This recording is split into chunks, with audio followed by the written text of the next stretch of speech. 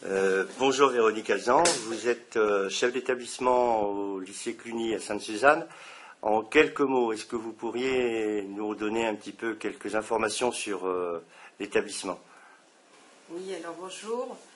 Le lycée Cluny, qui est situé à Sainte-Suzanne, est donc un lycée qui comprend deux établissements. Un lycée agricole qui est sous contrat avec le ministère de l'Agriculture et qui propose des formations de la 4e au bac pro dans le domaine des services à la personne principalement.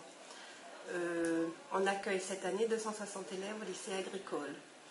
Il y a aussi un lycée de l'éducation nationale, un lycée qui est sous contrat avec l'éducation nationale, qui accueille cette année 335 élèves et qui propose des formations de la 3e préparatoire aux formations professionnelles au BTS, commerce international. Alors vous venez de faire allusion au BTS commerce international. Est-ce que vous pourriez faire un petit point sur l'existant de l'enseignement supérieur à Cluny?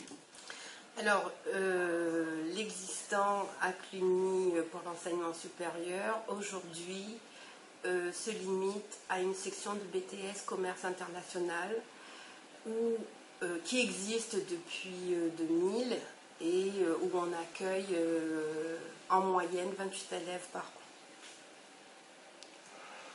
an. Est-ce que par rapport à ces BTS, il y a d'autres choses qui sont non pas existantes mais en cours de préparation? Alors, en cours de préparation, nous avons pour la rentrée 2014 déposé 2 dossiers de demande d'ouverture de BTS. Le premier dossier concerne le lycée professionnel et nous avons demandé l'ouverture d'un BTS assistant de gestion PME-PMI. Et en fait, ce projet de BTS est né de plusieurs constats. Le lycée professionnel on a la nécessité de revoir notre carte de formation, la nécessité de développer des formations de type Bac+2. On se rend compte que sur notre territoire dans l'Est, le taux de pression pour les BTS est de 3, c'est-à-dire que pour 3 jeunes qui demandent à intégrer un BTS, il n'y en a qu'un qui aura sa place en BTS. Et le tissu économique local aujourd'hui est essentiellement, en tout cas à La Réunion, composé de très petites entreprises et petites et moyennes entreprises qui privilégient des profils plus polyvalents. Alors, on se rend compte qu'aujourd'hui, on peut accéder à des emplois tertiaires de type généraliste avec un niveau 4 ou un niveau 5, mais que ça devient de plus en plus insuffisant et que on a besoin de développer un niveau de formation d'encadrement intermédiaire. Ensuite, on a aussi choisi de développer des BTS puisque nous avons au sein de l'établissement l'existence des moyens nécessaires à la mise en œuvre de ce BTS. Alors ça, c'est un premier BTS en préparation? Oui, ça c'est pour le lycée professionnel.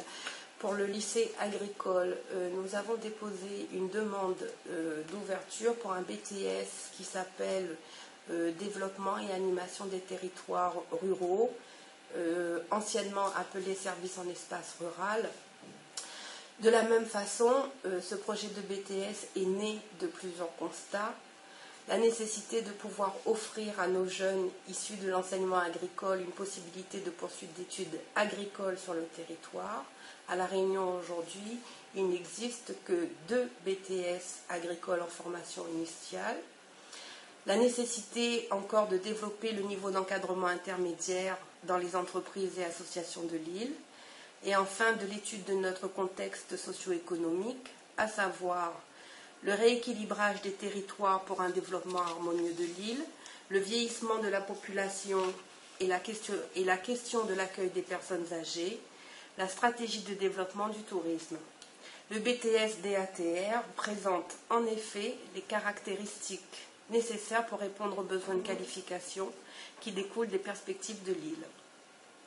Enfin, en interne, dans l'établissement, on a aussi les compétences pour la mise en œuvre de ce BTS.